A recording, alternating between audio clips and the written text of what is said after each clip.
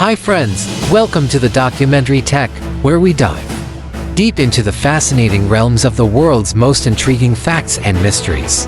On this episode, we are talking about Bermuda Triangle, also known as the Devil's Triangle. This is Icho, your guide through a universe of knowledge, exploration, and discovery. Let's dive into it. The Bermuda Triangle, also known as the Devil's Triangle, is a loosely defined region in the western part of the North Atlantic Ocean. It is infamous for alleged mysterious disappearances of ships and aircraft. The Bermuda Triangle is a fascinating and mysterious area of the North Atlantic Ocean. Roughly bounded by Miami, Florida, Bermuda, and Puerto Rico, it's become legendary for its supposed high frequency of unexplained disappearances of ships and aircraft. However, it's important to note that many of the stories surrounding the Bermuda Triangle have been sensationalized and often lack scientific evidence. The area is not officially recognized by the US government or any international organization, and the idea of it being a site of paranormal or unexplained phenomena is widely considered a myth. The Bermuda Triangle remains a captivating enigma, but attributing disappearances to anything beyond natural causes and human error lacks scientific basis. The allure of the mystery persists, however, making it a popular subject for books, movies, and documentaries. While there have been some incidents in the region, the vast majority of them can be attributed to natural explanations such as storms, human error, and mechanical failure. Here are a few notable incidents often associated with the Bermuda Triangle. The mysterious disappearance of Flight 19. According to Naval History magazine, at 10 p.m. on the 5th of December 1945, a group of 5 TBM Avenger torpedo bombers took off from the United States Naval Air Station, Fort Lauderdale, Florida, for a routine overwater navigational training flight.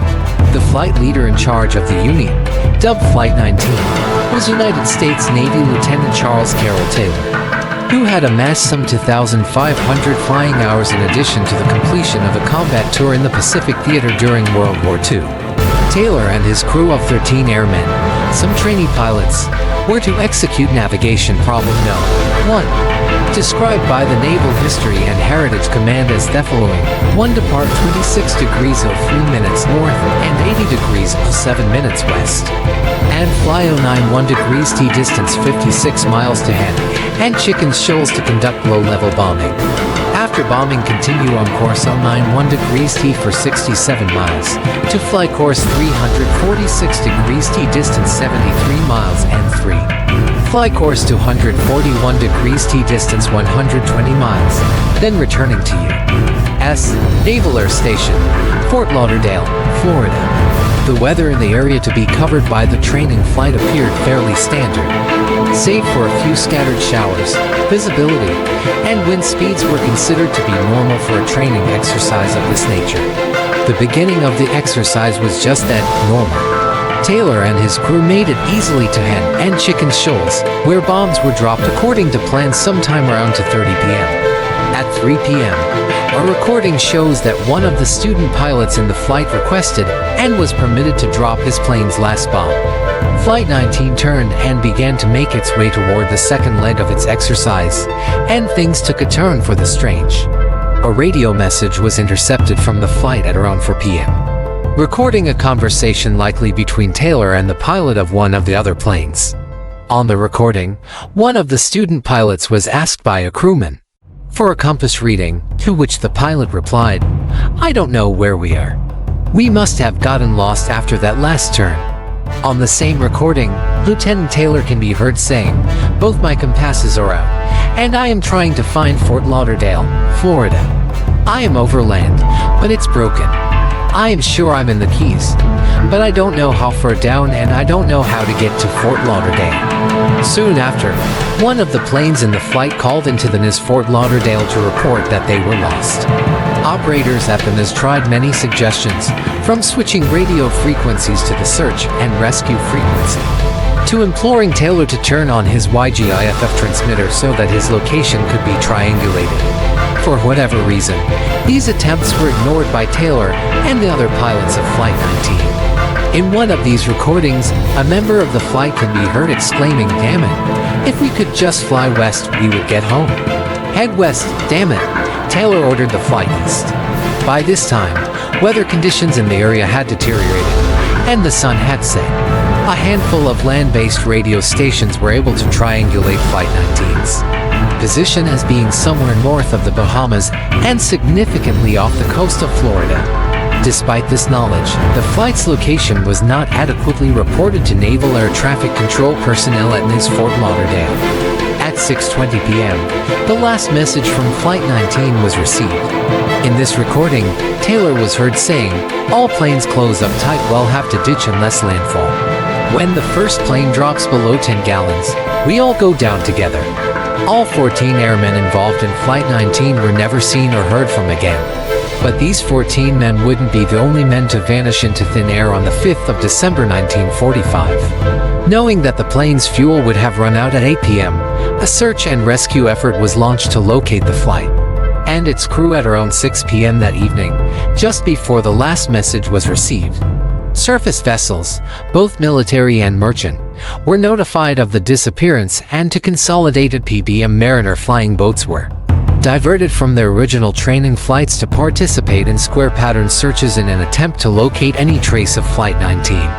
One of these planes, PBM-5 Bureau number 59225, took off from NIS Banana River in Brevard County, Florida, at 19:27 hours, carrying a crew of 13 rescue personnel. The plane called in a routine message a few minutes later but disappeared off the radar entirely within around 20 minutes of takeoff. That night, a merchant ship off the coast of Fort Lauderdale reported seeing a burst of flames shortly before passing through an oil slick. In the same vicinity, the missing PBM had dropped off the radar. At daybreak the following day, the Navy launched an even larger rescue effort, now having to search for a total of 6 downed aircraft. The efforts lasted around 5 days, during which 300,000 square miles were combed for any sign of the planes or the men working aboard them. Theories surrounding these disappearances are varied, ranging from alien abductions to secret government experiments to the fan-favorite Bermuda Triangle. The official account of the events of the 5th of December 1945 suggests that Lieutenant Taylor mistook his location, believing he was flying over the Florida Keys and the Gulf of Mexico. Armed with broken compasses, he was unable to determine his true location. Eventually, Taylor and his airmen ran out of fuel, forcing them to down their planes and succumb to the elements. The disappearance of the PBM-5 is most often attributed to an explosion, as this particular model of plane was prone to such accidents. Whatever the case may be, not a single trace of them has been found. The USS Cyclops was built in Philadelphia. She was 540 feet long and 65 feet wide. The ship was a Proteus-class collier and could carry 12,500 tons of coal while making 15 knots with her twin screws. When the United States declared war on Germany and its allies in April 1917, support ships such as the Cyclops fell under the command of the Navy. The administrative change greatly affected the crew of these support ships. Instead of being run by civilians, the officers were now members of the Naval Reserve Force. The Cyclops' final mission was to transport 9,960 tons of coal from her home port in Norfolk, Virginia, to Rio de Janeiro, Brazil, and bring back 11,000 tons of manganese ore. She departed on the 9th of January 1918 and arrived in Rio on the 28th of January, where she stayed for 2 weeks unloading and loading cargo. On the 15th of February, 309 souls departed for Bahia, Brazil, the only scheduled stop before Baltimore, Maryland. 2 days later, at 1800 on the 22nd of February, the ship embarked for Maryland. She was expected to arrive on the 13th of March. The last known location of the Cyclops was an unplanned stop, made at Barbados on the 3rd of March, with 1,800 nautical miles nanometer to go on a 4,844 nanometers journey. After the unscheduled stop at Barbados, the passengers and crew were never seen again. The cause is still a mystery. Even after more than 100 years, the fate of these souls remains unknown. Regardless of evidence, people are always willing to speculate. 51 years after the incident occurred, one officer, Conrad A. Nervig, who was transferred off the ship in Rio, recounted his experience on the Cyclops. Nervig wrote an article for the U.S. Naval Institute Proceedings in 1969 about the problematic ship and her equally concerning crew. He described the commanding officer, Lieutenant Commander George W. Worley, as a gruff, eccentric salt of the old school, given to carrying a cane, but possessing few other cultural attainments. He was a very indifferent seaman and a poor, overly cautious navigator. And friendly and taciturn, he was generally disliked by both his officers and men. Nervig recounts an incident where one of the engines was turned over while a sailor was nearby. The force of the propeller drew in the boat and knocked the sailor overboard, and he drowned. Nervig blamed this tragedy on a captain who created a thoroughly demoralized and disorganized crew because of his irrational methods of command. The greatest mystery of the Cyclops' disappearance is the cause. Even a bad commanding officer and a crew with low morale can usually transit on a standard voyage through peaceful waters, but something brought down this vessel. Nervig theorized the Cyclops was split down the middle and quickly sank. He believes the manganese ore could have been stored only in the holds amidships, therefore accentuating the vessel's inherent weakness. This misstorage was probably because the only officer on board with experience storing manganese ore was the executive officer, who was placed under arrest and confined to his room due to a trivial disagreement with the captain. Nervig then explained how the stress at sea could break the ship in two, quickly filling the spaces with water as the ship went vertical. He believed this happened too quickly for lifeboats to be deployed. Nervig's theory is one of many regarding this tragedy. Another speculative layer is added because the ship reportedly was lost in the Bermuda Triangle. Richard Weiner investigated the Cyclops' disappearance for his 1973 documentary The Devil's Triangle. He suggested a failed mutiny and implied that there were problems on the ship, supporting Nervig's claims. Other theories range from the manganese exploding, to capsizing, to a giant octopus rising from the sea and dragging the ship down. Three still other theories speculate the ship was sunk by a German U-boat, but post-war records indicate there were no U-boats in the area at the time. Another theory contended they were operating using a single engine because a cylinder broke. This would have made the ship more susceptible to other engineering casualties.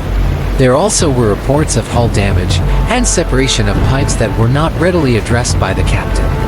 Some of these theories are more likely than others, but the true cause remains unknown. The world may never uncover the truth. Was the ship fated to tragedy because of horrible leadership, or was she just another mysterious victim of the Devil's Triangle? Here is another incident occurred in 1963 when the SS Marine Sulphur Queen vanished on its route from Beaumont, Texas to Norfolk, Virginia, USA. The SS Marine Sulphur Queen was 523 feet long, weighing 15,000 tons. This tanker ship was designed to transport sulfur across the ocean. However, on February 2, 1963, the Sulphur Queen went missing and never reached her destination. The Marine Sulphur Queen was a cargo ship that mysteriously vanished in 1963 with 39 crew members on board. Its disappearance remains one of the most enduring maritime enigmas of the 20th century. Here's a detailed look at the mystery. The 523-foot tanker was originally built as a World War II Liberty ship but later converted to carry molten sulfur. On February 2, 1963, the Marine Sulphur Queen departed Beaumont, Texas, bound for Norfolk, Virginia, with a full load of approximately 15,260 tons of molten sulfur. Its last radio contact was on February 3rd, placing it about 230 miles southeast of New Orleans. Despite an extensive search by the U.S. Coast Guard and private vessels, no trace of the ship or its crew was ever found. Only a few pieces of debris, including a life ring, life jacket, and a fragment of the name board, washed ashore weeks later. Possible explanations: structural failure. The ship was known to be in poor condition, with reported leaks, fires, and equipment problems. Some believe a hull breach or explosion caused it to break apart and sink. Cargo issues. Molten sulfur is a hazardous material, and improper handling or a chemical reaction could have led to a fire or explosion. Rogue wave. The area where the ship disappeared is known for sudden and violent storms. A massive wave could have capsized or broken the ship apart. Piracy or sabotage, although less likely. Some theories suggest the ship was hijacked or deliberately sunk. The enduring mystery, the lack of wreckage and conclusive evidence leaves the fate of the Marine Sulphur Queen open to speculation. The mystery has spawned numerous investigations, books, and documentaries, keeping the story alive for decades. Many unanswered questions remain, including the cause of the disappearance, the final moments of the crew, and the ship's ultimate resting place. The United States Court of Appeals Second Circuit concluded that the ship was not structurally sound as a result of the sulfur tank conversion. The tank was centered too narrowly within the ship, resulting in a high center of gravity, which meant that during a roll in heavy seas, it would take longer to recover. The ship was not properly inspected nor maintained by the owners. Additionally, the Coast Guard investigation concluded that the cause of the disappearance was undetermined. Some believe the mystery may never be solved due to the lack of evidence. The Marine Sulphur Queen's disappearance serves as a reminder of the dangers of the sea and the power of the unknown. The story of the Marine Sulphur Queen is a chilling reminder of the fragility of life at sea and the enduring power of mysteries that defy explanation. Even after decades, the ship's fate continues to haunt maritime history and capture the imagination of adventurers and investigators alike.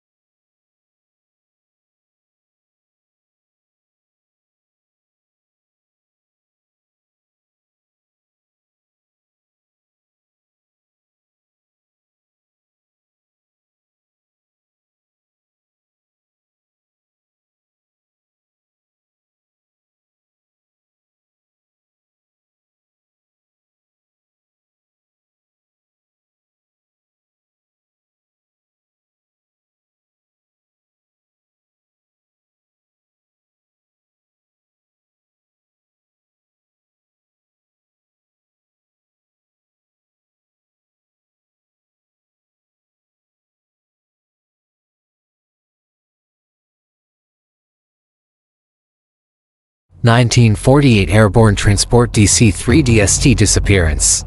The disappearance of a Douglas DST airliner, registered NC-16002, occurred on the night of the 28th of December 1948 near the end of a scheduled flight from San Juan, Puerto Rico to Miami, Florida. The aircraft carried 29 passengers and 3 crew members, total of 32 fatalities.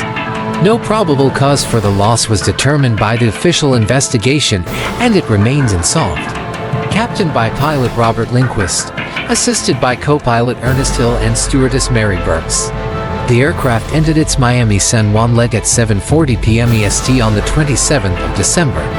Lindquist informed local repair crewmen that a landing gear warning light was not functioning and that the aircraft batteries were discharged and low on water, and willing to delay the aircraft's scheduled takeoff for Miami for several hours. Lindquist said the batteries would be recharged by the aircraft's generators en route. Lindquist taxied NC-16002 to the end of runway 27 for takeoff, but stopped at the end of the apron due to lack of two-way radio communication. Though capable of receiving, Lindquist reported to the head of Puerto Rican Transport, who had driven out to the aircraft, that the radio could not transmit because of the low batteries. After agreeing to stay close to San Juan until they were recharged enough to allow two-way contact, NC-16002 finally lifted off at 10:03 p.m. After circling the city for 11 minutes, Lindquist received confirmation from CE at San Juan and told the tower that they were proceeding to Miami on a previous flight plan. The weather was fine with high visibility, but the aircraft did not respond to subsequent calls from San Juan. At 9:23 p.m., the Overseas Foreign Air Route Traffic Control Center at Miami heard a routine transmission from NC-16002, wherein Lindquist reported they were at 8,300 feet to 1,500 meters and had an ETA of 403. His message placed the flight about 700 miles 1,100 kilometers from Miami. Transmissions were heard sporadically throughout the night by Miami, but all were routine. At 4:13 p.m., Lindquist reported he was 50 miles 80 kilometers south of Miami. The transmission was not heard at Miami but was monitored at New Orleans, Louisiana, some 600 miles 970 kilometers away, and was relayed to Miami. The accident investigation report issued by the Civil Aeronautics Board said the pilot may have incorrectly reported his position. Miami weather was clear, but the wind had moved from northwest to northeast. The accident investigation report said Miami transmitted the wind change information, but neither Miami nor New Orleans was able to contact the flight, so it is unknown whether NC-160 Oda received it. Without this knowledge, the aircraft could have drifted 4,050 miles 6,480 kilometers off course, which widened the search area to include hills in Cuba, the Everglades, and even Gulf of Mexico waters. On January 4, 1949, two bodies were found 80 to 90 kilometers south of Guantanamo Bay, Cuba. It is unknown if this was connected to the missing plane. Nothing further was heard from Lindquist, and the aircraft has never been found. In subsequent years, researchers into unexplained disappearances have included the flight among others. Said to have disappeared in what came to be termed the Bermuda Triangle. A plane similar to the DC-3 has been found by divers in the Bermuda Triangle. It is possible that this is the aircraft that was lost. However, it is impossible without certain parts and registrations to be certain. Here is another incident occurred in 1963 when the SS Marine Sulphur Queen vanished on its route from Beaumont, Texas to Norfolk, Virginia, USA. The SS Marine Sulphur Queen was 523 feet long, weighing 15,000 tons. This tanker ship was designed to transport sulfur across the ocean. However, on February 2, 1963, the Sulphur Queen went missing and never reached her destination. The Marine Sulphur Queen was a cargo ship that mysteriously vanished in 1963 with 39 crew members on board. Its disappearance remains one of the most enduring maritime enigmas of the 20th century. Here's a detailed look at the mystery. The 523-foot tanker was originally built as a World War II Liberty ship, but later converted to carry molten sulfur. On February 2, 1963, the Marine Sulphur Queen departed Beaumont, Texas, bound for Norfolk, Virginia, with a full load of approximately 15,260 tons of molten sulfur. Its last radio contact was on February 3rd, placing it about 230 miles southeast of New Orleans. Despite an extensive search by the U.S. Coast Guard and private vessels, no trace of the ship or its crew was ever found. Only a few pieces of debris, including a life ring, life jacket, and a fragment of the name board, washed ashore weeks later. Possible explanations: structural failure. The ship was known to be in poor condition, with reported leaks, fires, and equipment problems. Some believe a hull breach or explosion caused it to break apart and sink. Cargo issues. Molten sulfur is a hazardous material, and improper handling or a chemical reaction could have led to a fire or explosion. Rogue wave. The area where the ship disappeared is known for sudden and violent storms. A massive wave could have capsized or broken the ship apart. Piracy or sabotage, although less likely. Some theories suggest the ship was hijacked or deliberately sunk. The enduring mystery. The lack of wreckage and conclusive evidence leaves the fate of the Marine Sulphur Queen open to speculation. The mystery has spawned numerous investigations, books, and documentaries, keeping the story alive for decades. Many unanswered questions remain, including the cause of the disappearance, the final moments of the crew, and the ship's ultimate resting place. The United States Court of Appeals Second Circuit concluded that the ship was not structurally sound as a result of the sulfur tank conversion. The tank was centered too narrowly within the ship, resulting in a high center of gravity, which meant that during a roll in heavy seas, it would take longer to recover. The ship was not properly inspected nor maintained by the owners. Additionally, the Coast Guard investigation concluded that the cause of the disappearance was undetermined. Some believe the mystery may never be solved due to the lack of evidence. The Marine Sulphur Queen's disappearance serves as a reminder of the dangers of the sea and the power of the unknown. The story of the Marine Sulphur Queen is a chilling reminder of the fragility of life at sea and the enduring power of mysteries that defy explanation.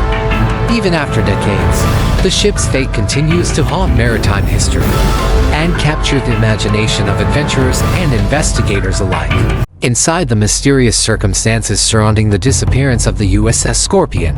The USS Scorpion vanished 400 miles southwest of the Azores on May 22, 1968. Then, the Navy kept key information from the missing crew's family members for years. Since the end of World War II, the United States has lost two nuclear submarines, the USS Thresher and the USS Scorpion. The Thresher sank during deep diving drills near Cape Cod, Massachusetts, in 1963, killing all 129 crew members on board. Afterward, the U.S. Navy implemented SubSafe, a rigorous submarine safety program to prevent future disasters. Then, in 1968, the USS Scorpion, too, sank into the Atlantic Ocean along with its nuclear power plant and the two nuclear weapons on board. This time, however, nobody could explain what caused the submarine to go down. Still, over 50 years later, there is no definitive explanation for what happened to the USS Scorpion, but there are numerous theories. A nuclear submarine built for speed. The USS Scorpion was laid down on August 20, 1958, by the Electric Boat Division of General Dynamics Corps.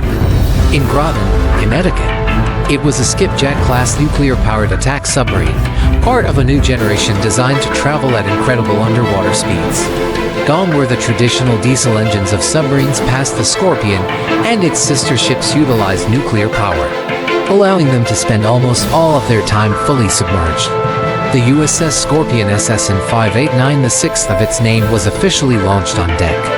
1959. Per the Naval History and Heritage Command, the Scorpion was commissioned on July 29, 1960, where it set off from New London, Connecticut for a 2-month deployment in European waters. After its early voyages, Norfolk, Virginia, is where the Scorpion would spend the majority of its career, used to help develop and refine undersea warfare tactics. The Scorpion was used in various exercises along the Atlantic coast and as far south as the waters of Bermuda and Puerto Rico. It was, after all, a top-of-the-line vessel. As described by popular mechanics, the Scorpion was a 251-foot-long powerhouse. A single Westinghouse S5W nuclear reactor supplied 11,000 kilowatts of power to the submarine, allowing it to travel underwater at 33 knots, roughly 38 miles per hour. The USS Scorpion was additionally equipped with 533mm torpedo tubes and a mix of both anti-surface and anti-submarine weapons and two nuclear torpedoes. Given the tension between the United States and the USSR at the height of the Cold War, the Scorpion was a valuable defensive and offensive vehicle to have at America's disposal. Unfortunately, the Scorpion would not remain at the United States' disposal for long. The disappearance of the USS Scorpion. After nearly 7 years of service, the Scorpion was due for a full overhaul. So, in February 1967, repairs began at its base in Norfolk, Virginia. But the United States couldn't afford to have one of its most efficient and effective submarines out of commission for long, especially not long enough to give it the total overhaul it required. With Cold War tensions high, the decision was made only to conduct emergency repairs on the USS Scorpion. The repairs were made, and by October 1967, the Scorpion was ready to hit the high seas once again, this time with a new commanding officer, Commander Francis Slattery. The Scorpion crew had also undergone refresher training, marking what seemed like a new beginning for the nuclear submarine. So, on February 15, 1968, the USS Scorpion set out to sea. With a crew of 99 on board, it set off for the Mediterranean. The initial operation with the 6th Fleet went according to plan. But as the Scorpion was set to return home on May 20th, its crew was tasked with conducting a high-tech espionage mission. Its goal was to intercept a Soviet naval task force located southwest of the Canary Islands off the coast of Africa. The Soviets were thought to be conducting their own espionage mission, measuring acoustic signatures of NATO warships in the region. The Scorpion was more than suited for the task after all. It was essentially designed to go undetected. The crew checked in via radio on May 21st, reporting that it was 250 miles southwest of the Azores, and estimating it would return home from its mission on May 27th. Days came and went, with no news from the Scorpion. Back at the Norfolk base, radio operators were growing concerned. I had never seen a captain or an admiral come into that place in the 2.5 years I worked there. Ken Lars, a radio man second class at the time, told history. Now we have captains and admirals running around wanting more information. It was so crazy they suspended all of the saluting and all that. Other radio operators reported arriving that morning and hearing chatter among the higher-ups that the Scorpion had gone missing. However, they didn't realize that these conversations also dealt with how the U.S. Navy would cover up this disappearance. The Navy tries to cover up the Scorpion's disappearance.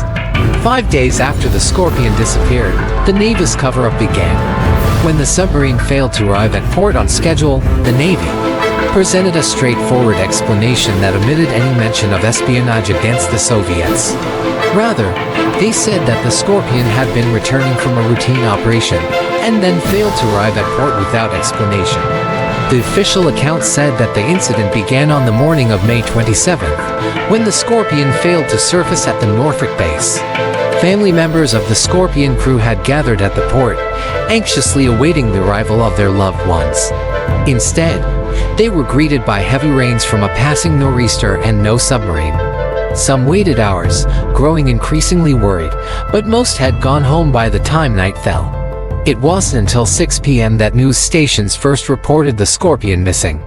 By the next morning, May 28th, newspapers across the country were reporting on the story.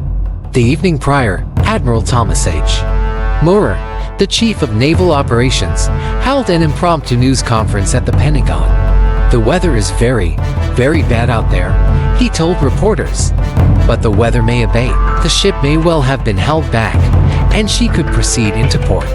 Maurer was telling the press a bald-faced lie. He knew the Scorpion had sunk days earlier, on May 22nd.